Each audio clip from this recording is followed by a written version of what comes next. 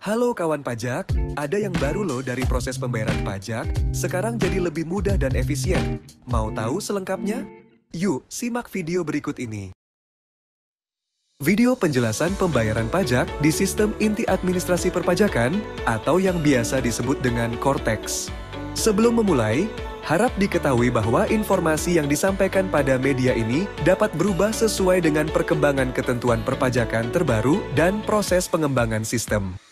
Dengan perkembangan ekonomi digital sebagai dampak kemajuan teknologi menjadi tantangan bagi Direktorat Jenderal Pajak agar sejalan dengan perubahan zaman. Direktorat Jenderal Pajak memahami bahwa peningkatan keandalan sistem perpajakan sangat diperlukan untuk menunjang berjalannya proses perpajakan yang lebih terintegrasi, efisien, dan modern. Untuk itulah, Direktorat Jenderal Pajak melakukan reformasi pada sistem inti administrasi perpajakan yang saat ini disebut dengan Cortex. Peningkatan keandalan dilakukan pada semua lini proses bisnis perpajakan, termasuk pembayaran. Pada video kali ini, akan dijelaskan secara sederhana tentang bagaimana proses bisnis pembayaran pajak yang akan datang dapat memudahkan wajib pajak dibandingkan dengan proses pembayaran saat ini. Mari kita bahas satu persatu. Seperti yang kita ketahui bersama, pembayaran pajak merupakan salah satu dari hak dan kewajiban wajib pajak, yaitu mendaftarkan diri, menghitung pajak, membayar pajak yang terutang, dan melaporkan pajak tersebut pada surat pemberitahuan.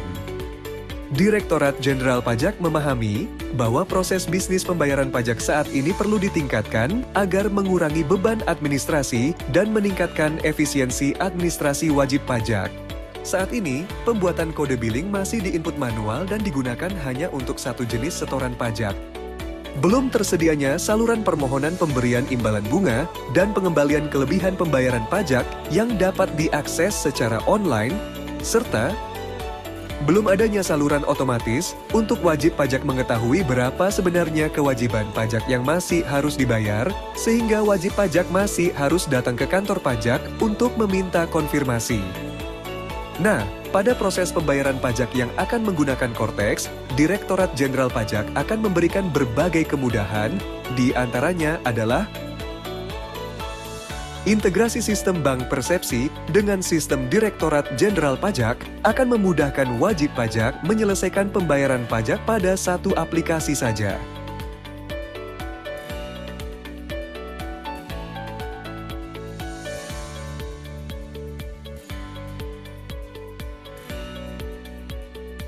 Satu kode billing akan dapat digunakan untuk melakukan pembayaran atas satu atau lebih jenis, masa, dan ketetapan pajak. Nantinya, wajib pajak tidak perlu lagi membuat kode billing untuk setiap jenis pajak yang terutang, namun Cortex dapat memberikan kode billing yang mencakup beberapa kewajiban perpajakan dalam satu kode billing.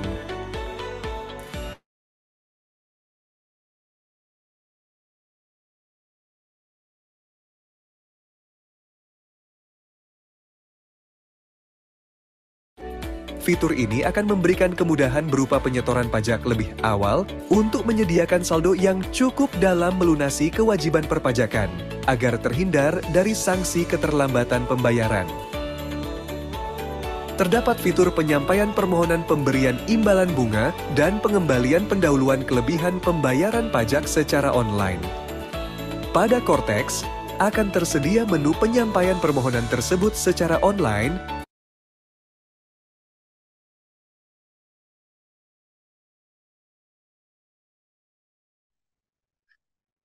Baik, Assalamualaikum warahmatullahi wabarakatuh, Bapak Ibu sekalian. Sepertinya masih Waalaikumsalam eh, warahmatullahi wabarakatuh. sepertinya masih 7 orang yang ikut, ya. Kita sambil menunggu yang lain, Bapak Ibu, Ibu-ibu sekalian, ya. Nggak ada bapaknya ini sepertinya. Oke. Silakan mengisi eh, apa link absensi, link daftar hadir yang sudah saya share. Silakan diklik saja linknya, kemudian eh, diisi, ya. Ada pertanyaan-pertanyaan di situ, diisi sebisanya. Mungkin sambil menunggu yang lain, ya, kita mungkin nunggu beberapa menit lagi, mungkin 10 menit begitu. Monggo silakan sembari menunggu sembari diisi presensinya. Terima kasih.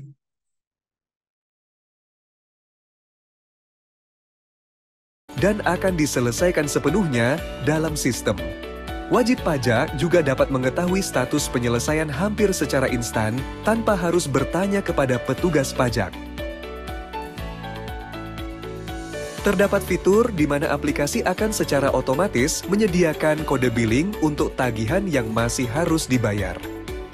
Dengan adanya kemudahan ini, akan membantu wajib pajak dalam meminimalkan kesalahan pembayaran yang berakibat harus melakukan pemindah bukuan dan membantu wajib pajak untuk menghindari kelalaian pembayaran yang tidak disengaja karena lupa membayar pajak yang telah menjadi kewajibannya. Bagaimana? Sangat mudah, bukan? Modernisasi pembayaran pajak oleh Direktorat Jenderal Pajak merupakan bagian dari reformasi proses bisnis inti perpajakan yang saling mendukung proses bisnis lainnya. Hal ini bertujuan untuk meningkatkan kenyamanan wajib pajak, meningkatkan akurasi data serta mengefisienkan waktu permohonan wajib pajak. Nah, demikian penjelasan mengenai proses bisnis pembayaran yang akan digunakan wajib pajak mulai tahun 2024. Jika Anda masih memerlukan bantuan, silakan kunjungi www.pajak.go.id atau telepon ke Kring Pajak 1500200. Subscribe channel YouTube Ditjen Pajak RI untuk memperoleh informasi dan tutorial lainnya. Pajak kuat, APBN sehat. Monggo Bapak Ibu sekalian, yang mengisi daftar hadir baru 4 saja. Oke, monggo yang lain silakan diisi dulu sebelum kita mulai Zoom-nya. Silakan diisi daftar hadirnya dengan mengklik link berikut. Silakan diisi, diklik linknya, kemudian ada pertanyaan di situ, dijawab sebisanya saja, tidak apa-apa. Nanti baru kita mulai Bapak Ibu. Kita tunggu 5 menit lagi, nggih. Kita tunggu 5 menit lagi. Baru ada 13 orang. Saya kurang paham ini di Batu ada berapa sekolah nggih untuk SD dan SMP-nya? Enggak tak Pak, enggak tak anu juga. Aku minta loginnya soalnya. Langsung tak gas aja. Kesuwen. Selamat siang Bu Rininta. Bu Rininta, bisa dengar suara saya? J, kalau di Batu sendiri ada berapa SD nggih? Saya kurang paham. Tahu apa enggak?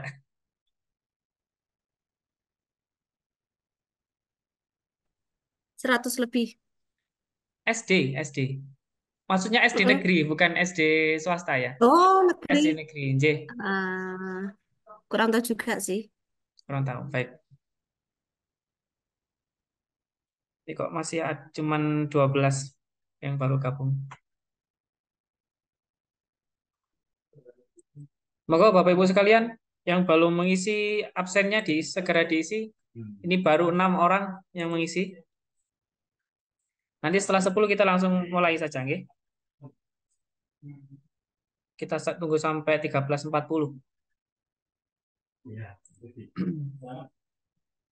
Diisi sebisanya saja. Saya kira kalau sudah jadi bendahara lama, saya kira sudah paham jawabannya, tidak terlalu susah.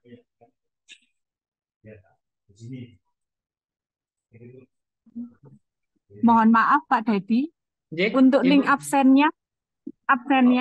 Oh baik, saya kirim lagi, sebentar. Iya, gabung. Terima kasih Pak Dedi. Sami-sami.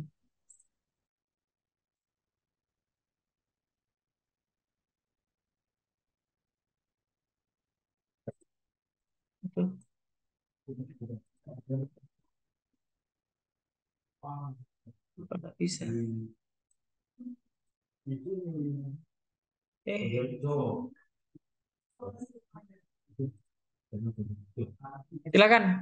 Silakan dari SDN Punten 2. Diisi itu daftar hadir, ada pertanyaan di situ, dijawab saja sebisanya, nggih. Tidak usah pusing, ya. Nanti kita bantu jawabkan, kita bantu bahas nanti di tengah-tengah acara, nggih. Kita tunggu sampai 13.40 menit Bapak Ibu, ya. Saat itu nanti kita langsung mulai saja tanpa menunggu yang lain.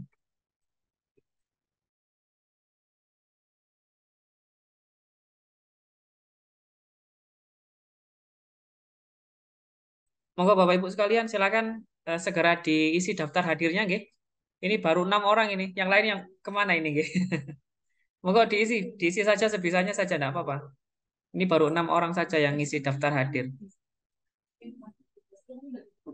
Silakan diklik linknya, kemudian ada pertanyaan di situ, dijawab saja sebisanya.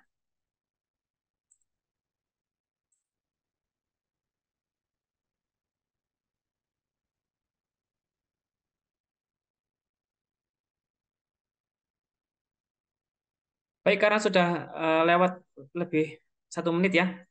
Baik, Bapak Ibu sekalian, Assalamualaikum warahmatullahi wabarakatuh. Selamat siang, Bapak Ibu sekalian. Terima kasih atas kehadirannya di Zoom kali ini, ya. Kali ini kita akan bahas tentang subunit instansi pemerintah atau disingkatnya subunit IP, ya.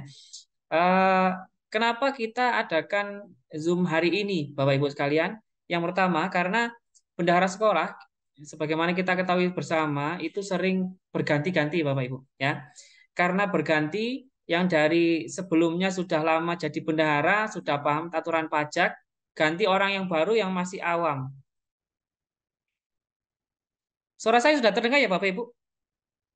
Sudah terdengar, nggih? Bu Rinita sudah bisa dengar, nggih? Karena yang open video cuma satu saja, yang lain malu-malu. Maka Bapak Ibu dibuka saja videonya, enggak usah malu. Biar saya kayak nggak ngomong sendiri. Baik, suara saya terdengar, nggih, Bapak Ibu? Sudah terdengar. Nggih. Bu Sintia mungkin Terdengar, Pak. Bu Sintia mungkin bisa membetulkan ininya apa? Mic-nya mungkin begitu. Baik.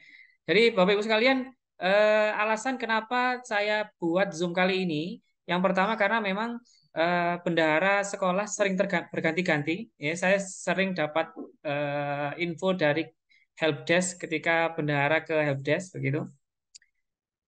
Dan alasannya berulang-ulang. Saya tidak tahu pajak, saya tidak pernah diajari bendahara yang lama dan seterusnya. Jadi oleh karena itu kita bantu, oke, kita usahakan untuk melakukan pelatihan seperti ini mungkin secara berkala, ya minimal 1 tahun sekali, Bapak Ibu sekalian. Ya, ya harapannya supaya terus-menerus bendahara yang ada itu paham pajak, walaupun tidak 100% minimal tahu secara garis besar begitu. Kemudian yang kedua, karena banyak sekali sekolah kemarin yang menghubungi saya minta dibuatkan kode billing. Nah, ini satu sekolah banyak sekali, ada 10, 20 ya. Itu rekapan dalam 1 tahun. Jangan bayangkan kalau satu sekolah hubungi saya 20 kali berapa puluh sekolah di Batu. Tentu saja ini akan merepotkan Bapak Ibu sekalian. Oleh karena itu kita coba bantu sebisa mungkin bagaimana supaya bendahara-bendahara ini jenengan semua itu bisa membuat kode billing sendiri di sekolah masing-masing tanpa perlu ke kantor pajak. Tentu saja harapannya Bapak Ibu ini mengikuti sesuai prosedur yang berlaku, ya, yaitu jangan membuat kode billing itu ditumpuk di akhir tahun, Bapak Ibu. Tetapi kalau aturan yang ada ya, yang berlaku itu ketika jenengan melakukan pemotongan pajak kepada rekanan, maka Bapak Ibu sekalian itu wajib membuat bukti potong dan pajaknya itu paling lambat tanggal 10 bulan berikutnya. Oke. Paling lambat tanggal berapa Bapak Ibu? Tanggal 10 bulan berikutnya. Jadi, ketika jenengan ada transaksi pembelian barang misalkan, jenengan transaksinya bulan Februari misalkan begitu, maka paling lambat tanggal 10 bulan berikutnya itu jenengan harus membayar pajaknya. Oke. Selama ini jenengan kan ya sudah ditumpuk-tumpuk ya, transaksinya ditumpuk-tumpuk, lah baru dibayar di akhir tahun ketika mau SPJ. Lah ini tentu saja harapannya tidak seperti itu lagi Bapak Ibu. Oke. Kemudian nanti di Zoom kali ini itu ada paling tidak ada 5 sesi Bapak Ibu. Ya, 5 sesi. Tentu saja ini saya usahakan sesimpel mungkin, nggih. Tidak bertele-tele, tidak terlalu lama. Sebelum asar kita usahakan sudah selesai. Itu yang pertama, itu terkait pajak. Jadi kita akan membahas sedikit tentang pajak yang ada hubungannya dengan sekolah. Okay? Kemudian yang kedua, kita akan membuat akun subunit IP. Nah, subunit IP ini apa? Nanti kita akan jelaskan. Kemudian yang ketiga, kita akan belajar membuat bukti potong. Kemudian yang keempat, kita akan membuat kode billing. Yang kelima, yang terakhir, itu nanti akan kami jelaskan sistem baru pajak nanti yang akan dilaunching insya Allah per 1 Juli 2024. Kita langsung saja Bapak Ibu sekalian, kita ke sesi pertama, itu terkait pembahasan terkait perpajakan. Ya. Nah ini bisa dilihat Bapak Ibu sekalian, sebenarnya tadi di grup ya, itu sudah saya share ada file gitu. Coba jenengan semua buka grup WA-nya masing-masing. Itu tadi ada saya ada share file PDF namanya resume kewajiban bendahara. Oke. Coba jenengan cek. Itu ada file resume kewajiban bendahara atau dalamnya ringkasan kewajiban instansi pemerintah. Bapak Ibu, saya dari puluhan peraturan perpajakan itu saya sudah bantu membuat resumenya. Cuman memang ini resumenya masih aturan yang relatif lama, Bapak Ibu sekalian. Belum saya sesuaikan dengan aturan yang baru, tetapi ini masih bisa dipakai, nggih. Masih bisa dipakai. Kita coba bahas sedikit-sedikit yang ada hubungannya saja, nggih. Untuk yang tidak ada hubungannya nanti saya skip saja. Bapak Ibu sekalian di sekolah untuk pajak ya itu minimal ada 3 Bapak Ibu sekalian ya, ada 3. Yang pertama terkait gaji, tunjangan, honor dan kawan-kawan.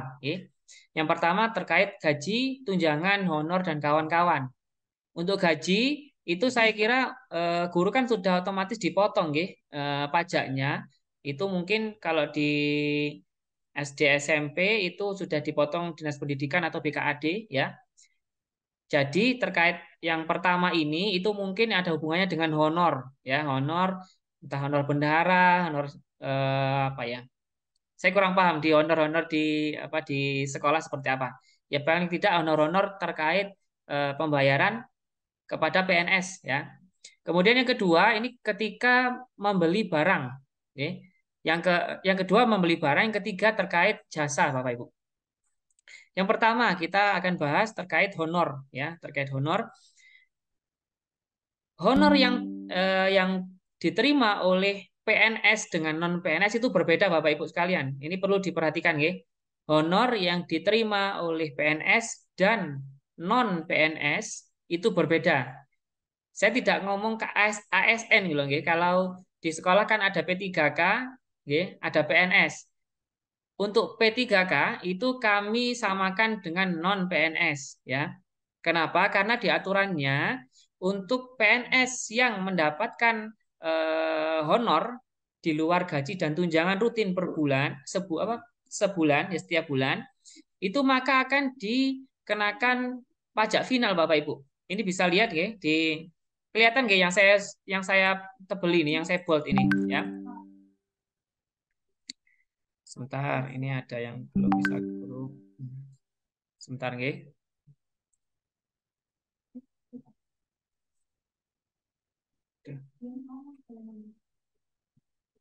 Bentar. Sebentar, Bapak Ibu.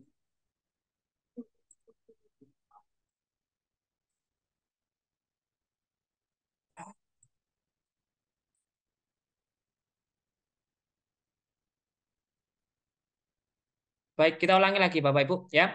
Jadi tadi ada 3 terkait sekolah nggih. Yang pertama itu terkait gaji, tunjangan, honor ya. Yang kedua terkait pembelian barang, yang ketiga terkait pembelian jasa. Yang pertama terkait gaji honor ya. Untuk gaji dan tunjangan itu sudah dipotong pajaknya oleh BKAD ya. Dalam hal ini Dinas Pendidikan. Kemudian yang dipotong terus apa untuk oleh bendahara sekolah? Itu terkait honor ya, terkait honor yang diterima oleh PNS, PNS selain gaji dan tunjangan yang rutin. Berapa pajaknya? Pajaknya terkait golongan Bapak Ibu sekalian. Ini bisa dilihat di filenya yang saya share. Oke. Untuk PNS golongan 1 dan 2, ketika dapat honorarium apapun itu, ya honor apapun itu, oke, maka dipotong pajaknya 0% Bapak Ibu. Ya, 0%. Kemudian kalau golongan 3 itu dipotongnya 5%. Ya, 5%. Kita oret-oret nih ya. 5%. Kalau golongan 4 itu 15%. Loh Pak, Sar kok sebentar Pak, kok begini Sar?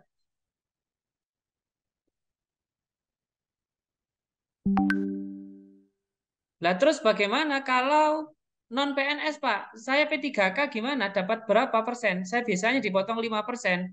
Maka kami jawab, untuk non PNS, entah P3K atau yang lain, entah honorer dan seterusnya, maka penghasilan 1 bulan itu dikumpulkan dulu jadi satu, okay?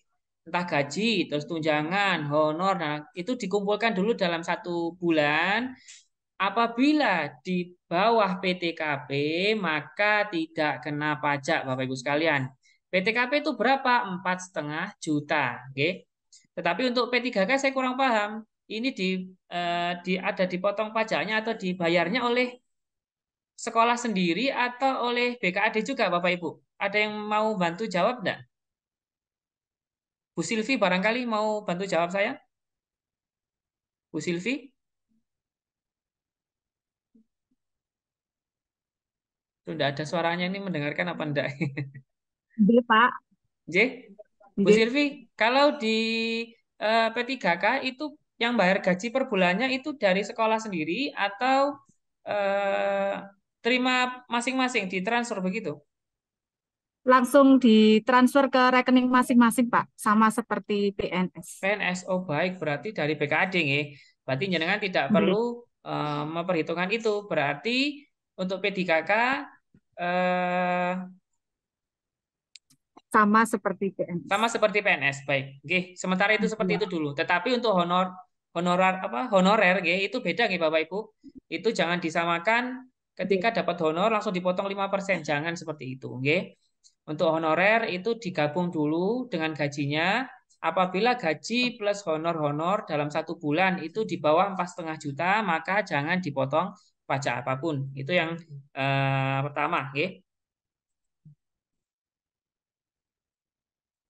Kemudian yang kedua adalah terkait pembelian barang. Oke. Pembelian barang. Ini pembelian barang. Bentar saya hapus dulu. Itu ada ketentuannya Bapak Ibu. Ada minimal 2 juta. Jadi ketika transaksi pembelian barangnya itu 0 sampai 2 juta, itu maka tidak ada pajak apapun. Oke. Tidak ada pajak apapun. Ketika transaksi di atas 2 juta baru ada 2 pajak yang menyertai. Yang pertama adalah PPh pasal 22 itu sebesar 1,5%, kemudian PPN 11%. Jadi ada PPh pasal 22 1,5% dan PPN 11%. Kemudian persentasenya ini dihitung dari mana Pak? Dari kwitansi atau dari mana? Kami jawab bukan dari kwitansi Bapak Ibu, tetapi dari nilai DPP. Ya, DPP itu apa nanti kita akan bahas setelah ini. Oke. Jadi yang penting persentasenya dulu yang dihafalkan. Ketika beli barang 1,5% PPh pasal 22 dan PPN 11%. Kemudian yang ketiga adalah terkait pembelian jasa. Pembelian jasa. Siapa yang tahu bedanya barang dan jasa? Monggo langsung angkat tangan. Nanti ada hadiah. Kami sediakan ada 5 ini Bapak Ibu. Monggo Bapak Ibu langsung tunjuk tangan, open mic dan seterusnya. Silakan.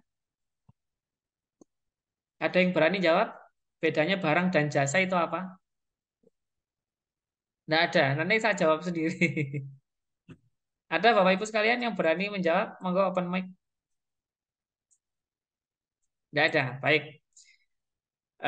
Bedanya barang dan jasa itu apa? Untuk barang itu yang terlihat mata Bapak Ibu ya. Jangan beli meubiler, meja kursi, itu ada wujudnya, tetapi kalau jasa tidak ada wujudnya. Contoh apa? Contoh servis AC, misalkan ada sekolahnya ada AC-nya, atau di sekolah servis apa nggih? LCD proyektor misalkan begitu, jangan manggil orang. Nah, ini servis. Itu namanya pembelian jasa, nggih. Untuk pembelian jasa tidak ada batas minimal 2 juta seperti pembelian barang. Untuk jasa, jadi ini jasa ya. Untuk 0 sampai 2 juta ya, itu tetap kena pajak, nggih. Kalau tadi kan barang tidak kena pajak, untuk jasa 0 sampai 2 juta itu kena pajak PBH pasal 21 ya. Nilainya berapa? 5% kali 50% kali bruto ya. Itu apabila rekanannya orang pribadi, misalkan jenengan servis LCD proyektor.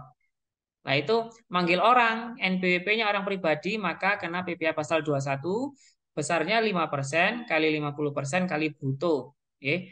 Kalau rekanannya badan, badan itu maksudnya PT, CV, yayasan, koperasi, begitu ya. Itu dikenakan PPh pasal 23 sebesar 2%. Nah, kira-kira ini besaran mana? Ya, besaran ketika rekanannya orang pribadi, Bapak Ibu. Oke, kalau dihitung kan 2,5%.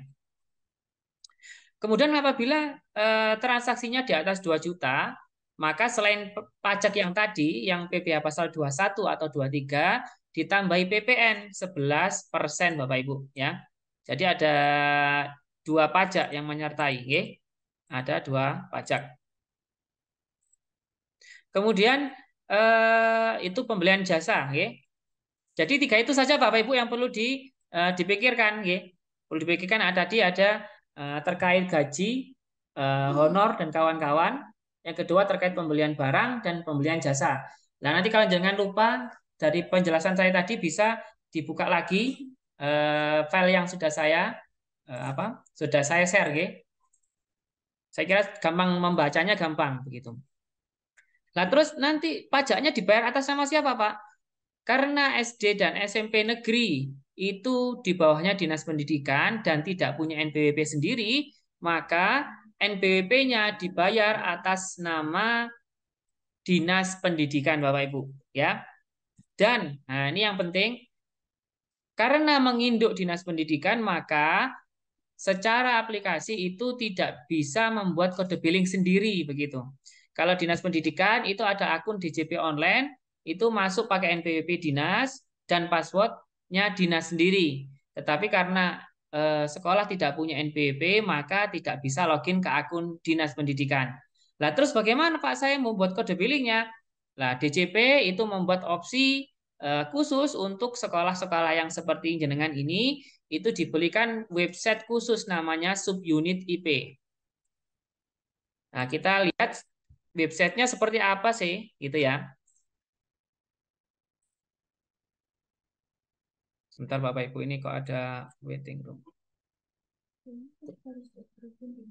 Makanya ini gimana? Udah.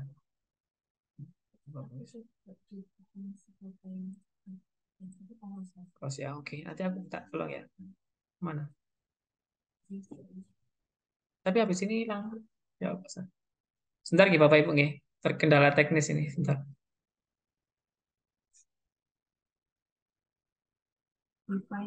Ini.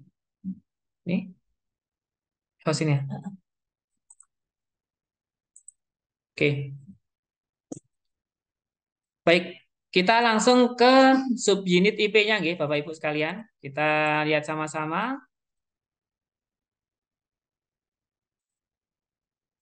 Aku kok jadi nggak bisa screen sharing, Sar? Oh, Sebentar Bapak Ibu. Sekarang kita akan praktekkan bagaimana aplikasi subunit IP itu. Ya. Tadi sudah ada yang sudah pernah masuk. Ya. Di sini di antara 18 orang di Zoom ini ada yang belum pernah join subunit IP, Bapak Ibu, atau belum pernah dengar atau belum pernah tahu akunnya dan seterusnya. Ada? Bisa langsung open mic Bapak Ibu atau dada-dada begitu. Atau kasih reaksi ini, angkat tangan. Monggo langsung saja Bapak Ibu. Atau sudah semua? Belum. Belum, Pak. Belum. Belum, Saya baik. baru.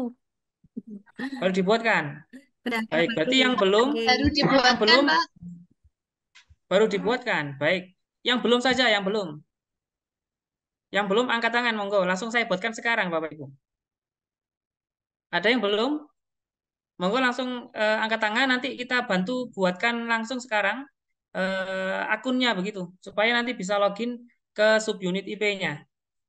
Atau sudah punya semua? Sudah punya semua, nggih? Berarti kita langsung saja, nggih. Kita langsung eh, baik, enggak apa-apa. Kalau sudah dibuatkan berarti tinggal login saja, nggih. Jadi Bapak Ibu sekalian monggo langsung dipraktekkan di Belum, Pak. komputer masing-masing. Belum? Dari SD? Belum. Beda Projo 2. Saya bendahara Belum. baru, maaf. Baik. Sudah di Nggih. Sumberraja 2. Dada Projo Coba 2. saya cekkan, nggih. Dadap Rejo. Nggih. Ibu nggak kelihatan nih jenengan namanya Saya siapa. apa namanya? Dari Rininta. Rinita dari SDN Dada Projo 2. Dadap Rejo 2. Saya Baik. bendahara baru, Pak. Sebentar saya. Nggih. Bendara sudah tanya bendara lama belum? Saya sudah ada akunnya atau belum gitu. Oh, bendahara lamanya pindah ke Telekung 2. Mutasi ke Oh, Telekung 2. baik. Nggih. Baik. Kita coba dulu nggih, kita cek dulu di Dinas Pendidikan nggih. Sebentar. Sebentar, semoga koneksinya baik. Kita masuk ke pengaturan. Ini jangan tidak perlu mengikuti karena ini akunnya Dinas Pendidikan ya. Oke. Sebentar, kita cek apakah Dadap Rejo 2 sudah ada atau belum. Ini cuma satu yang belum punya, nggih? Atau ada yang lain? Dadap Rejo. Nah, ini sudah ada Dadap Rejo 2. Dengar saya? Iya, baru, Pak. Nggih. Sudah disiapkan SK-nya? Sudah? Sudah, saya betul nggih Dadap Rejo 2 nggih? Saya tidak salah dengar ya. Saya Iya. berarti ganti. Iya, iya. Oke.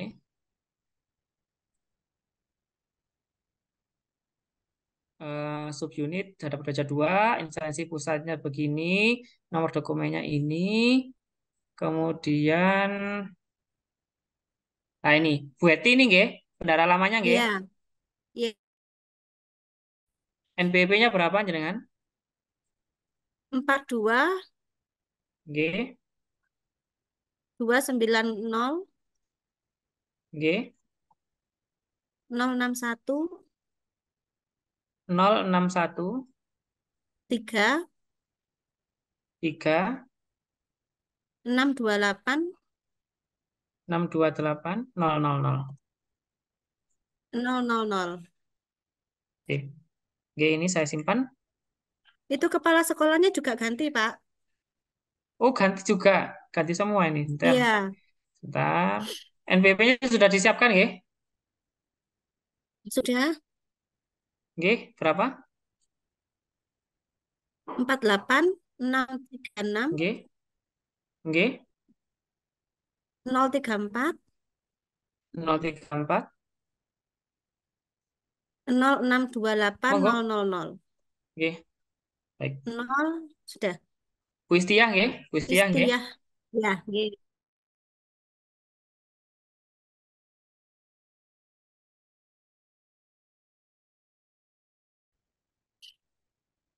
Bentar. Ini kok mulai muter-muter tok. Oke. Kita langsung ke penandatangan. Matur nuwun. Sebentar nggih. Untuk Bu apa tadi? Siapa tadi namanya? Bu Rininta. Ya, Tidak ada. Kita tambah. Kemudian NPP-nya ulang, Bu. Bu Rininta. halo. NPP-nya diulang. NPWP NPP-nya diulang tadi. 42 290 Nggih. 061 3 Nggih. nggih 000.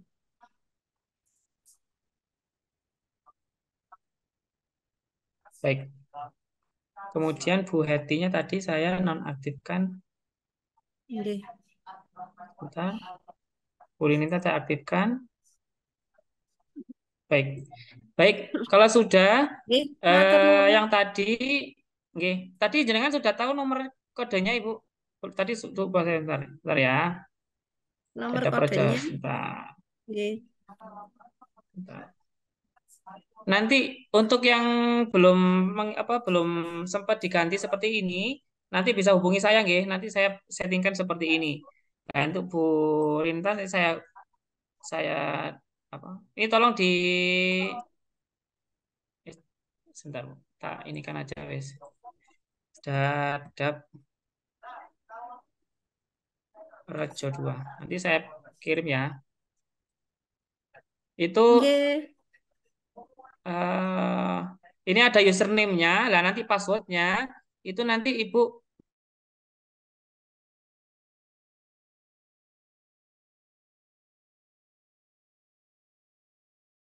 bentar. Taruh di grupnya ini aja. Saya enggak tahu soalnya nomornya Bu Rininta berapa. Bentar. Ya. Oh, sorry. Duh, repotnya.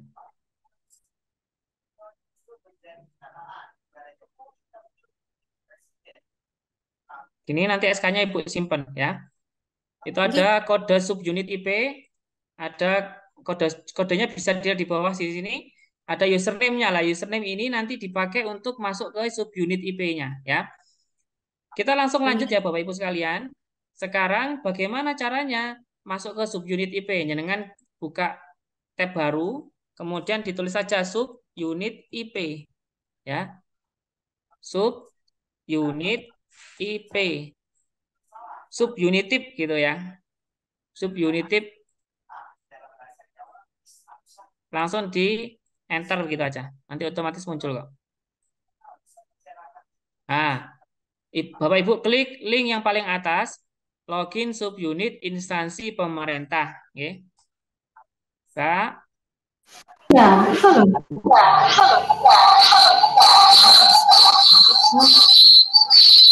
Ada siapa ini? Enak di sana, Bu. Ini kan enak satu, jadi besar. Siapa ya yang ngomong ya? Saya.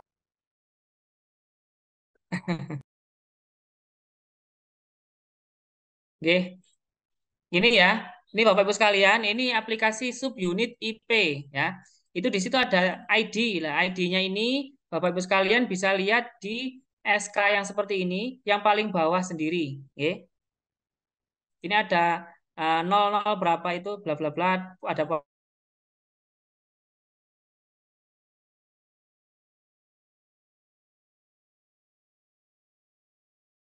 bagaimana caranya di lupa kata sandi saja ya.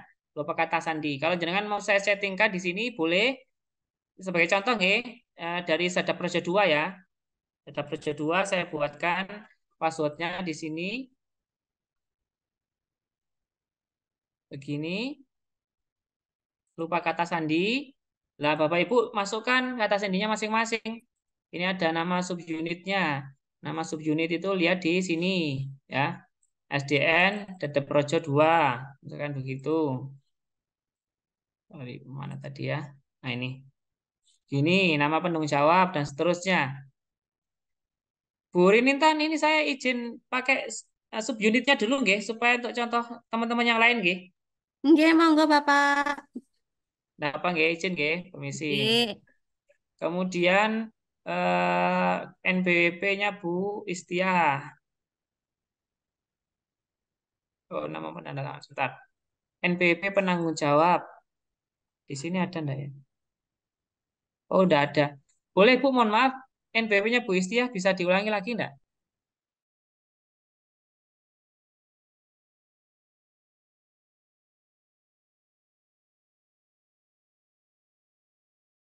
0340.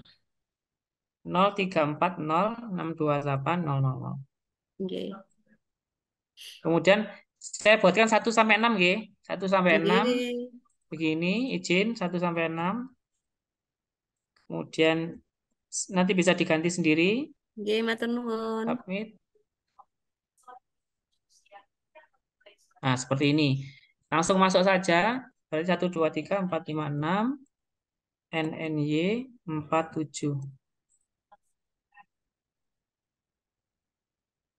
Tidak ada ini berita.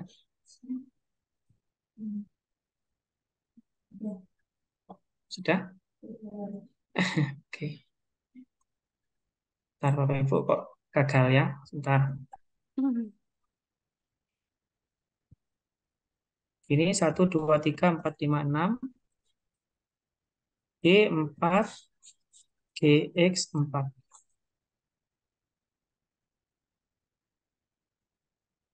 Berapa error?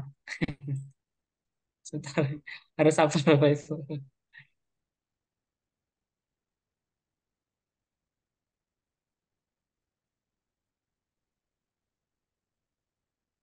Kita ulang lagi ya.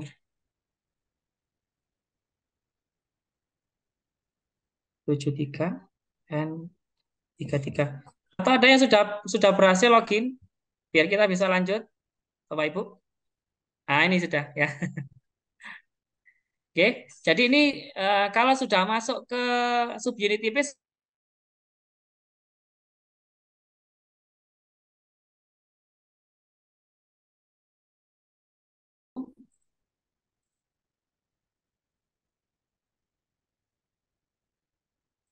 bentar, sabar ya. Nah, untuk pengaturan ini Bapak Ibu bisa ganti misalkan bendaharanya ganti ya. Harusnya bendahara yang ganti itu sebelumnya ngasih tahu bendahara yang baru begitu ya. Supaya apa? Supaya masukkan nama bendaharanya di sini. Seperti saya tadi masukkan namanya Bu Rininta ya. Begini. Nah, terus bendahara yang lama itu di nonaktif begitu. Seperti ini ya misalkan begini. Ini kan Bu Rininta kan statusnya aktif. Misalkan Bu Rininta diganti Pak Eko misal ya. Ya sudah Bu Rininta di nonaktif begini. Nah, begini. Dari nonaktif baru masukkan nama Pak Eko. Oke. Bentar, oh nggak jadi Pak Eko jangan jadi bendahara. Bu Rininta lagi ya sudah ini tinggal diklik ini lagi. Jadi aktif lagi. Paham nggih Bapak Ibu nggih? Tinggal begitu saja. Mudah. Fungsinya apa? Fungsinya adalah nama bendahara ini akan muncul di bukti potong yang ada Bapak Ibu. Jadi nanti di bukti potong yang jenengan buat, nanti nama jenengan muncul di situ di bagian bawah. Oke. Kalau jenengan tidak ganti nama bendaharanya, otomatis nama bendahara yang lama itu akan selalu muncul begitu, ya. Nah, terus bagaimana kalau misalkan saya salah klik, Pak? Saya seharusnya bukan bendahara, yang bendahara Bu Rini, misalkan begitu. Bukan Bu Rini, Bu Sinta, kan gitu ya. Kok nama saya tidak bisa dihapus ini, Pak? Memang di akun ini tidak ada menu hapus, Bapak Ibu sekalian. Jadi kalau sudah dimasukkan, tidak bisa dihapus sampai ke depan, tidak bisa dihapus. Lah terus bagaimana, Pak? Ya sudah, tinggal dinonaktifkan saja seperti tadi. Oke? Baik.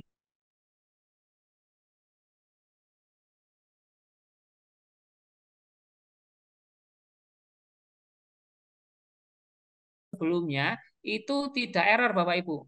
Misal ini untuk membuka wawasan saja. Misal dulu waktu tahun 2020 itu bendaharanya namanya Pak Budi, ya. Kalau nama Pak Budi di sini dihapus, otomatis ketika bukti potong tahun 2020 di print, nama Pak Budi gak muncul karena sudah dihapus, error nanti bukti potongnya. Lah tujuannya supaya bukti potong yang sudah dibuat pada tahun-tahun lalu itu tetap masih bisa dipanggil dan di print begitu ketika pada kapanpun begitu ya. Saya kira seperti itu saja. Jadi kalau sudah langsung kita ada dua menu lagi Bapak Ibu sekalian, ada SPT pasal 21 dan SPT unifikasi. Ini bedanya apa?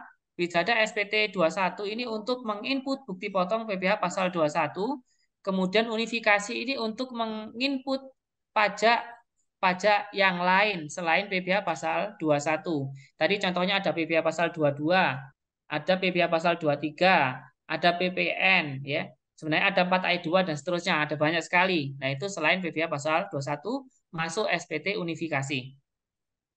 Kemudian kita contoh saja Bapak Ibu sekalian nggih, yang SPT pasal 21 ya.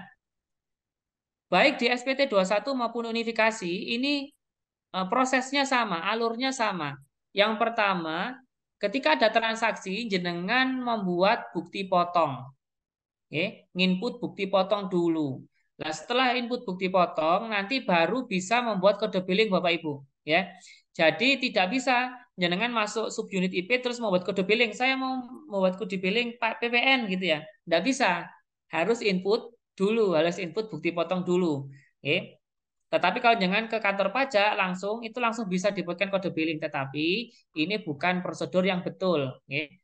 Prosedur yang betul adalah setiap transaksi yang terjadi yang jenengan lakukan itu harus dibuat bukti potong terlebih dahulu baru dibuatkan kode billing.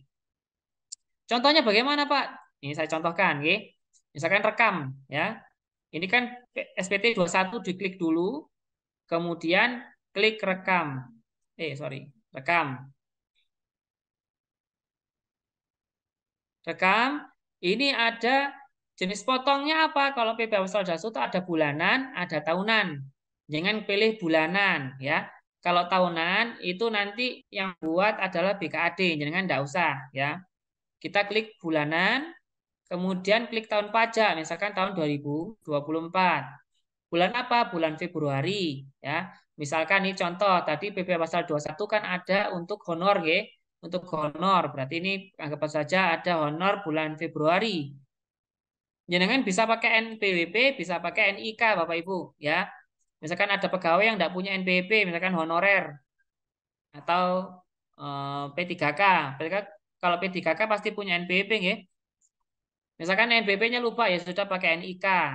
Dimasukkan sini NIK-nya, namanya, cek, kalau valid ya sudah langsung lanjut. Tetapi kalau jangan ada NPWP, langsung masukkan NPWP-nya saja. Contoh ya, saya ada contoh enggak? Satu set atau tadi ya? Ada enggak? Sebentar lagi Bapak Ibu ya, saya tadi lupa. Sebentar. Sebentar. Lupa ya. Oke. Apa wis? Ini aja wis. Salah satu NPWP saja. Enggak tahu ini bisa dipanggil apa enggak. Silakan ini, NPWP ini bisa dipanggil enggak? Enggak bisa, Sar. Oh, ini aja wis, saya aja wis. Sebentar, nggih, sebentar. Budi gitu aja, pakai NPWP-nya Pak Budi. Ini ada banyak ya. Kita contoh saja salah satu NPWP, nggih. Salah satu NPWP ini. Nah, ketemu Pak Helmi, nggih. Pak Helmi. Kita lanjut, nggih, ke bawah. Nah, ini jenis penghasilannya apa? Oh, honor. Langsung saja, honor. Nah, ini ada dua, nggih. Ada honor anggota Dewan Komisaris, ada yang TNI Polri, PNS. Nah, jangan pilih yang PNS. Ini kan honor PNS, nggih. PNS. Kemudian bawah, dapat berapa Pak Helmi? Ini misalkan dapat 300.000. Ya. Pilih tarifnya berapa? Tadi sudah saya sampaikan. Untuk honor PNS itu tergantung golongan, nggih. Kalau golongan 1 dan 2 itu 0%, golongan 3 5%, golongan 4 itu 15%. Saya anggap saja golongan 3 Pak Helminya. Oke. Kemudian di sini ada dokumen dasar pemotongan. Dokumen dasar pemotongan ini ada macam-macam Bapak Ibu, ya. Biasanya bendahara itu milih kwitansi gitu ya atau bukti pembayaran, oke. Ini maksudnya apa sih Pak? Dokumen dasar pemotongan maksudnya adalah dokumen jenengan boleh motong itu dokumen dasarnya apa? Misalkan kalau honor itu berarti kwitansi honor misalkan begitu. Kalau jangan beli barang berarti invoice atau kwitansi pembelian barangnya. Nah, itu kan ada nomornya. Nah, nomornya jangan masukkan di sini loh Pak, kwitansinya enggak ada nomornya. Jangan cari dokumen yang ada nomornya yang bisa diinput Bapak Ibu, ya. Tapi setahu saya kalau kwitansi bendahara itu pasti ada kode-kode tertentu lah, jangan tulis begitu ya. Contoh ini ada bukti pembayaran, saya kasih nomornya 001 begitu, tanggalnya misalkan tanggal 9 Februari saya simpan. Kemudian penanda tangan ini ditulis, ini mohon maaf tidak ada pilihan bendahara Bapak Ibu, saya tidak tahu kenapa kok ditulisnya pengurus, tidak apa-apa dipilih pengurus saja. Kemudian baru pilih nama penanda tangannya siapa. Tadi kan Bu Rini, Bu Rininta. Nah ini ya, gini, klik simpan, nggak apa-apa ini saya izin, nanti saya hapus, nggak apa-apa, Ini buat contoh saja, saya tidak punya akun subunit soalnya, mohon maaf. Nah seperti ini, loh Pak kok gak ono Pak, kok gak ketok. Nah jangan lupa, biasanya tidak muncul ini karena jenengan membuat bukti potong bulan lain. Misalkan jangan buat bukti potong bulan 1. Tentu saja tidak muncul di bulan 2. Ini kan bulan 2 otomatis. Jangan harus ganti dulu ini 01. Gini ya. Tadi kan 01 baru cari begini ya. Karena tadi saya membuat bukti potongnya bulan 2, maka saya tulis bulan 2, saya cari. Munculnya bukan di bulanan tetapi di final Bapak Ibu ya. Jadi di PPh pasal 21 ini ada yang bulanan, ini maksudnya gaji tahunan, ini bukti potong tahunan, jangan tidak perlu membuat, dan final. Tadi kan kita honor kan final. Itu berarti masuknya di kolom final. Begini. Nah, ini ada Pak Helmi. Kita geser ke kanan. Ini ada menu mata ini Bapak Ibu, ini diklik saja, ini untuk melihat bukti potong yang sudah kita buat. Nah, begini. Nah, bukti potong ini kalau menurut aturannya ini harus di print dan diberikan kepada yang bersangkutan. Sebagai apa? Sebagai bukti kalau yang bersangkutan sudah kita potong. Akan tidak adil kalau misal Bapak Ibu kita sendiri ya, kita tahu kita dapat honor itu 300.000 loh. Tapi kok nerimanya cuma 200 sekian. Ini uangnya kemana? Kan kita biasanya begitu, nggih. Nah, untuk keadilan seharusnya kita dapat bukti potong dari bendahara begitu. Nah, ini Bapak Ibu print dikasihkan ke Pak Helmi, bukti kalau sudah dipotong dan ini buktinya begitu. Nah, terus bagaimana Pak? Tadi katanya ada kode billing. Nah, ini Bapak Ibu lihat di sini, di paling kanan Bapak Ibu ya. Tadi kan ada menu mata untuk melihat bukti potong. Kemudian ada menu ubah bukti potong, ada menu hapus bukti potong, ada menu kode buat kode billing Bapak Ibu. Nah ini diklik saja Bapak Ibu kode billingnya. Klik begitu saja. Uraiannya mau diisi apa? Misalkan honor. Apa ya kalau di sekolah itu apa nggih? Honor bendahara misalkan begitu ya. Contoh saja. Buat billing. Nah, kalau sudah muncul kode billingnya Bapak Ibu loh, kok cuman angka tok Pak? Ya tinggal di print aja di sini ada menu print. Nah, ini di print kan sama tuh kayak kode billing yang biasanya, nggih. Nah, seperti ini Bapak Ibu sekalian, ya. Kalau sudah begini bisa di-download, bisa langsung di-print. Kalau saran saya di-download saja, nggih. Jangan printnya nanti bisa bareng-bareng, nggih. Tapi ini ada catatannya Bapak Ibu. Untuk kode billing itu ada menu expirednya, ada masa expirednya. Kapan?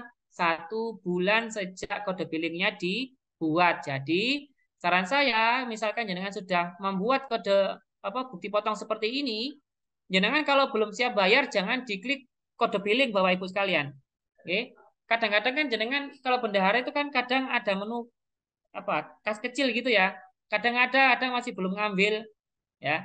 Kalau misalkan belum ada uangnya jangan buru-buru diklik kode billing Bapak Ibu ya. Klik saja kalau sudah siap membayar. Kalau sudah siap bayar, klik kode billing seperti tadi, di print dan silakan dibayar begitu. Kalau sudah terlanjur dibuat kode billing, itu di kode billingnya itu ada masa expirednya, yaitu 1 bulan sejak tanggal dibuat begitu Bapak Ibu sekalian. Okay? Dalam hal misalkan jenengan sudah membuat kode billing, ternyata sampai 1 bulan itu belum dibayar, maka kode billing yang sudah jenengan buat itu expired, jadi tidak bisa dipakai lagi. Nah, terus bagaimana? Harus membuat kode billing ulang. Begitu nggih? Jadi ada batas waktu 1 bulannya. Dari sini ada yang ditanyakan Bapak Ibu sekalian. Monggo.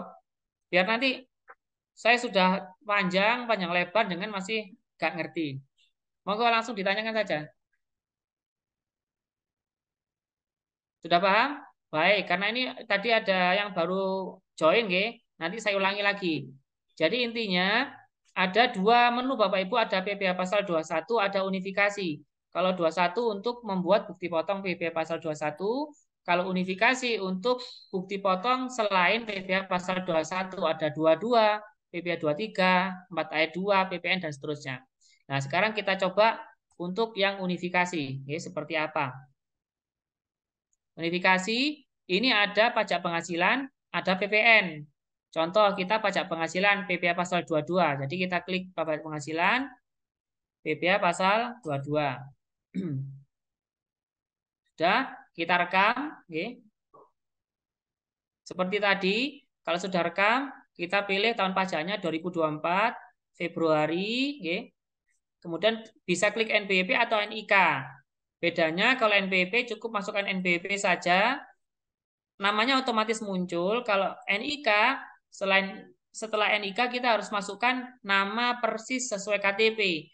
Kalau jenengan misalkan NIK-nya berapa terus namanya nggak ditulis lengkap, maka nanti dianggap tidak valid, Bapak Ibu sekalian. Oke.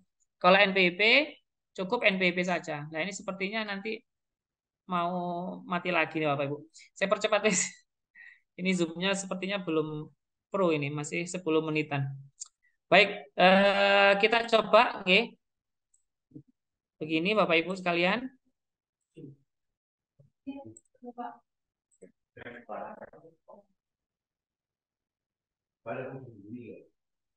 Nah, begini, oke. Nah, ada pertanyaan, bagaimana kalau istri saya gabung dengan NPWP suami, Pak? Ketika NPWP-nya saya masukkan ke Ibu Pot, itu keluar nama suami saya. Dan terus bagaimana? Tidak apa-apa, seperti sekarang. Ini keluar nama Pak Danu. Jenengan klik saja QQ ini Bapak Ibu. Oke. Misalkan jangan Bu Siti, istrinya Pak Danu. Ini masukkan NPWP-nya Pak Danu, nanti QQ-nya dicentang, masukkan nama Siti begitu. Oke. Kemudian berikutnya pilih kode. Nah, ini transaksi apa? Tadi kan PPh pasal 22. Misalkan pembelian barang, Pak. Ya sudah, pembelian barang. Karena sekolah ini sekolah daerah, maka saya tulis daerah. Ini bendahara daerah, Bapak Ibu, ya. Tadi permisi, masih, ya. Gimana? Nah, ini Bapak Ibu, ya. Jangan pilih kalau untuk sekolah itu karena masih masuk pemerintah daerah, maka untuk pembelian barang itu klik ini Bapak Ibu, 22920. Pembelian barang oleh pemungut bendaharawan APBD. Diklik APBD seperti ini. Kemudian di scroll ke bawah, misalkan pembeliannya nilainya itu DPP-nya itu misalkan 3 juta. Gini. Nah, otomatis keluar tarifnya 1,5% dan pajak yang dipotongnya 45.000. Klik berikutnya, dasar dokumennya, oke. Biasanya kita pakai bukti bayar ya Bapak Ibu, oke. Tapi kalau jangan mau pakai faktur pajak, invoice silahkan, oke. Tapi kalau hemat saya, karena di kwitansi itu ada kode-kode tertentu, maka pakai bukti pembayaran kwitansi saja, supaya nanti semua bukti potong itu seragam pakai nomor kwitansi. Misalkan tadi 02, ya, tanggalnya, misalkan saya buat tanggal 13, tambahkan. Berikutnya, kemudian ini pengurus, dan pakai Bu Rinintan. Seperti ini Bapak Ibu. Oke. Apakah ingin merekam lagi? Tidak, ya. Kan cuma satu saja. Nah, seperti ini. Nah, nanti muncul bukti potongnya seperti ini. Kita geser ke kanan Bapak Ibu, ya. Kalau mau lihat, klik gambar mata seperti ini. Nah, ini bukti potong PPh pasal 22. Kalau PPh 23 bagaimana, Pak? sama persis caranya seperti itu. Cuma nanti tinggal milih jenis transaksinya apa begitu ya. Ini bisa di-print, bisa di-download. Kalau mau menghapus ini diklik hapus atau diklik ubah, oke. Kalau membuat kode billing Pak, ya tinggal diklik kode billing ini ya. Kode billing. Uraiannya apa? Tadi beli barang, berarti beli misalkan lemari. Lemari. Buat. Nah, sudah muncul kode billingnya. Lupa saya mau ngeprint. Digeser ke kanan saja, ini ada menu print, cetak billing.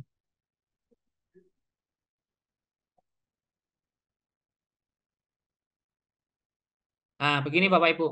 Ini kode billingnya. Saya ulangi lagi. Kode billing ini ada jatuh tempo masa expirednya. Kalau kode billing sudah dibuat, maka 1 bulan harus dibayar. Kalau tidak dibayar-bayar, otomatis expired, tidak bisa.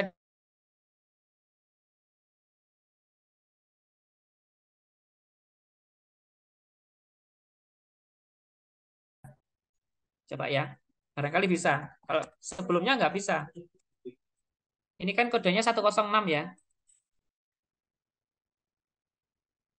Berubah enggak?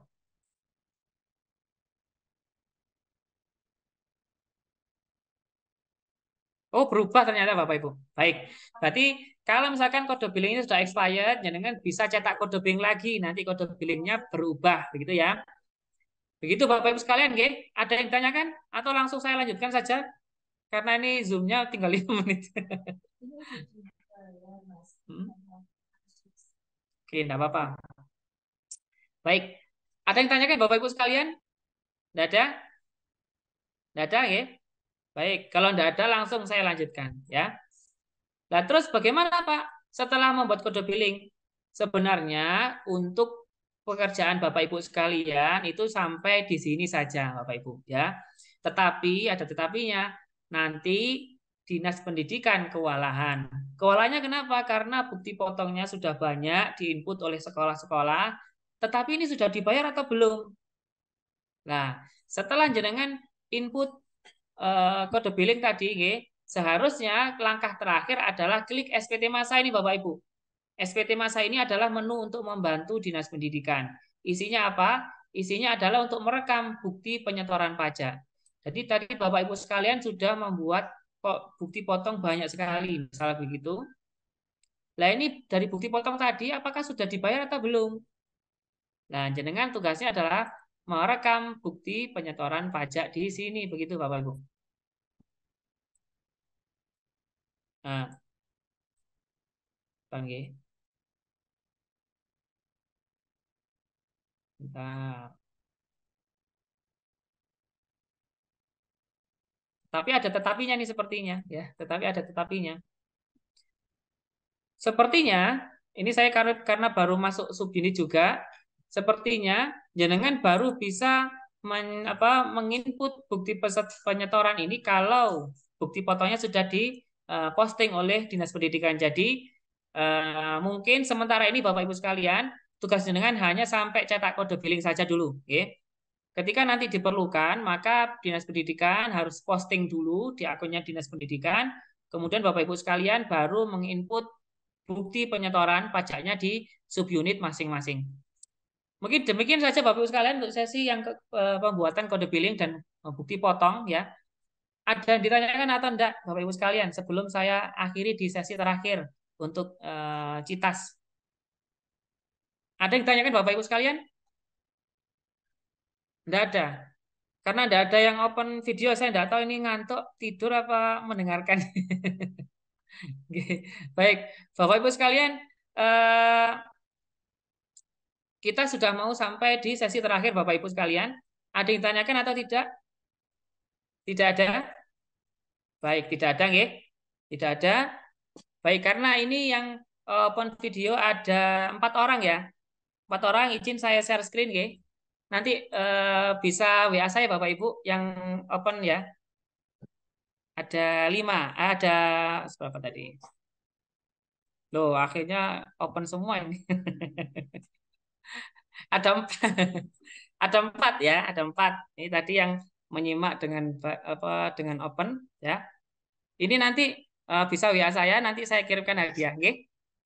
Untuk Bu Lili, kemudian Bu Rininta, Bu Dwi, dan mohon maaf ini Kusuma ini siapa nggih? Ibu sinten nggih? Ibu Kusumo. Nggih, nanti bisa WA saya nggih.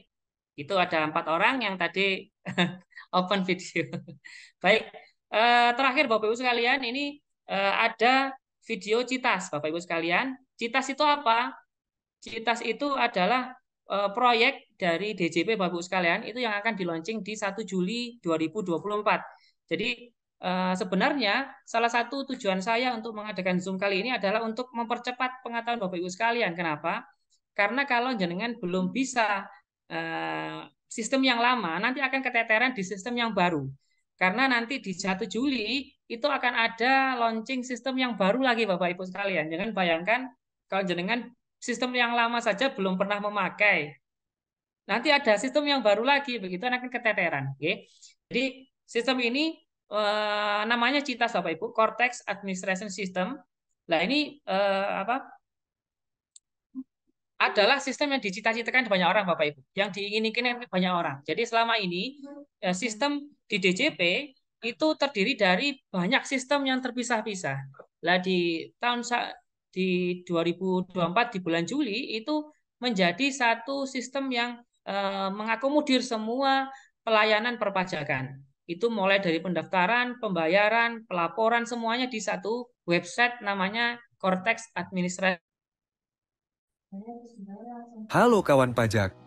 Direktorat Jenderal Pajak sedang mereformasi Cortex Administration System.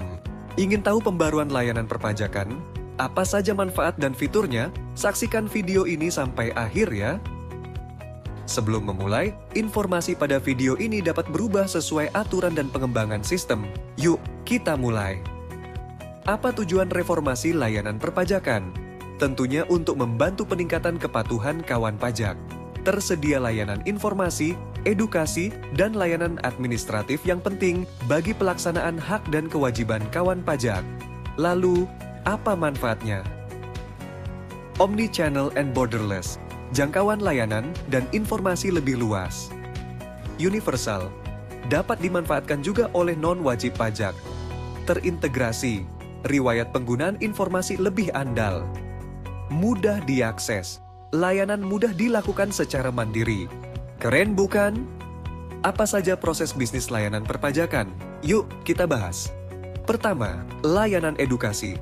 Terdiri dari reservasi kelas pajak, permohonan edukasi perpajakan, dan materi edukasi. Saat reservasi, pilih sendiri kelas yang ingin dihadiri, baik kelas dari kantor pajak tempat kawan pajak terdaftar, maupun kelas dari kantor pajak seluruh Indonesia. Untuk reservasi, lakukan melalui portal wajib pajak. Pilih kelas pajak yang kawan pajak inginkan pada menu kegiatan kelas edukasi.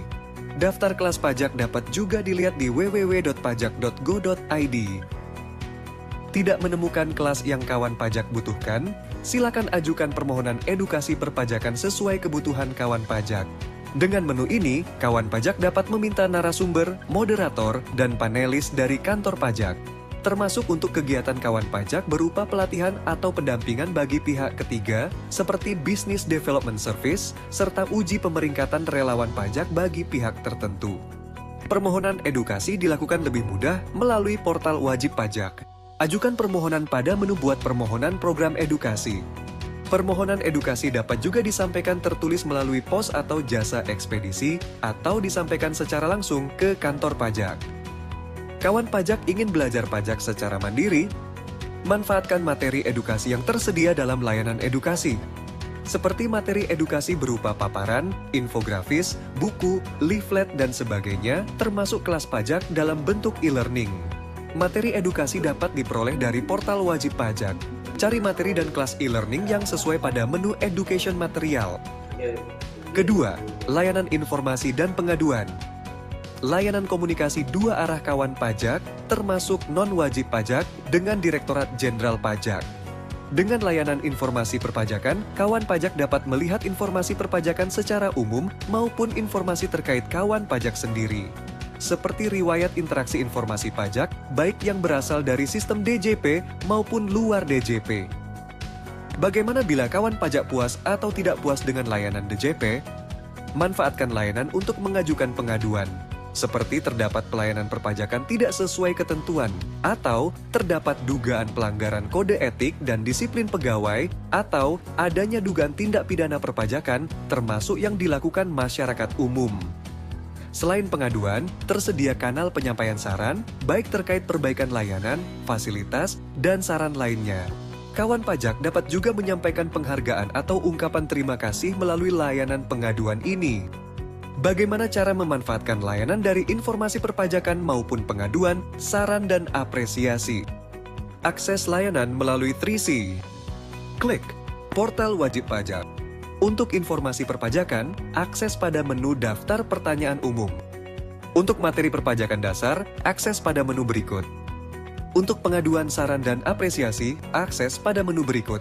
Selain itu, kawan pajak bisa akses live chat di www.pajak.go.id. Kawan pajak bisa juga langsung ke web pengaduan di pengaduan.pajak.go.id. Call, informasi perpajakan maupun penyampaian pengaduan, saran, dan apresiasi dapat menghubungi kontak center 1.500-200. Counter, layanan informasi dan pengaduan tetap juga tersedia secara langsung ke kantor pajak. Ketiga, layanan administratif. Kawan pajak dapat menyelesaikan administrasi pemberitahuan, pengajuan, atau pemrosesan permohonan yang berhubungan dengan fasilitas, perizinan, termasuk permohonan non-keberatan dan keberatan serta layanan lainnya.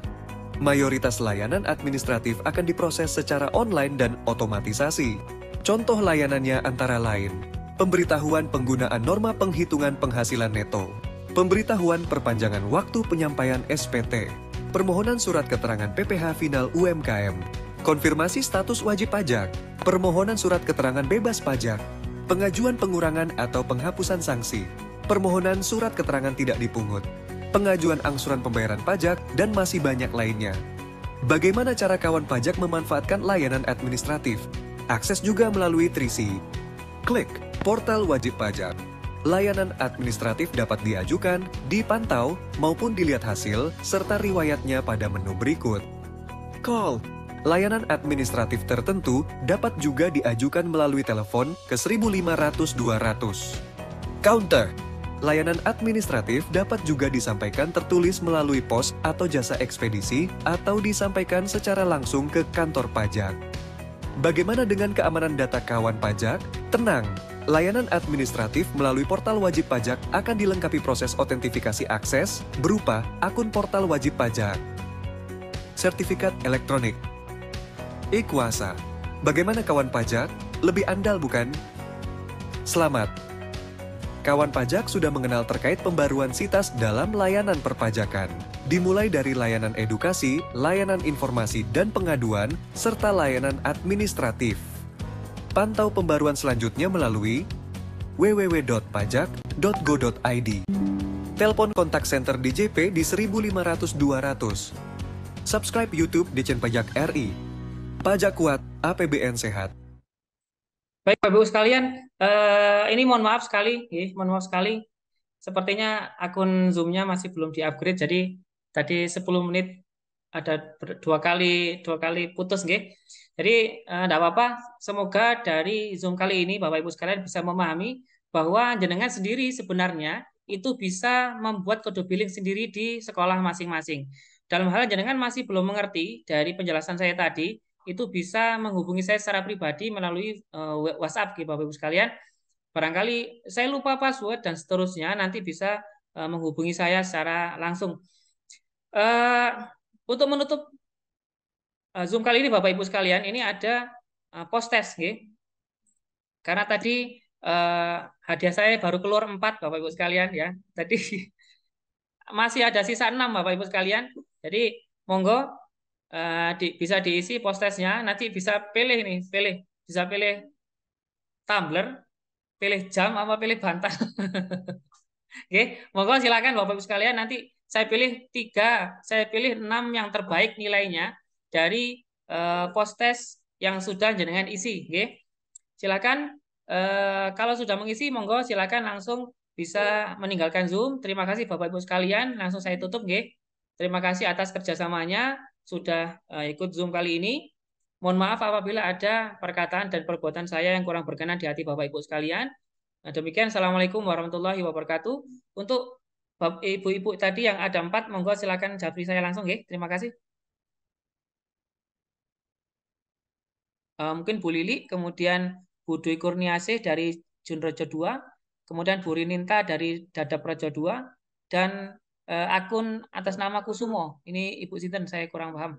Monggo silakan langsung hubungi saya. Terima kasih.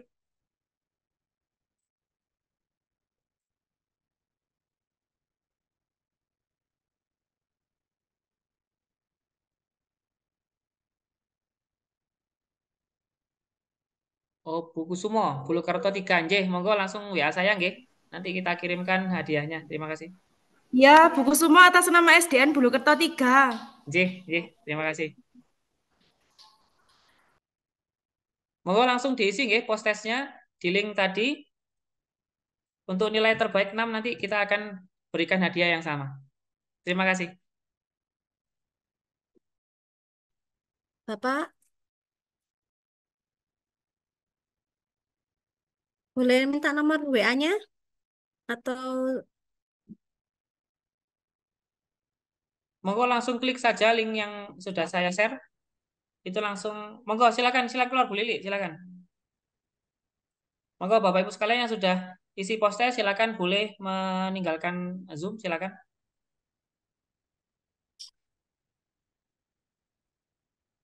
Kunci untuk Bu Rinita nanti bukti fotonya saya hapus, saya izin hapus, ya. Saya lupa tadi boleh. saya hapus. Terima kasih. Baru 6, baru 9. Baik, terima kasih Bu Nita. Bu Nita sudah keluar.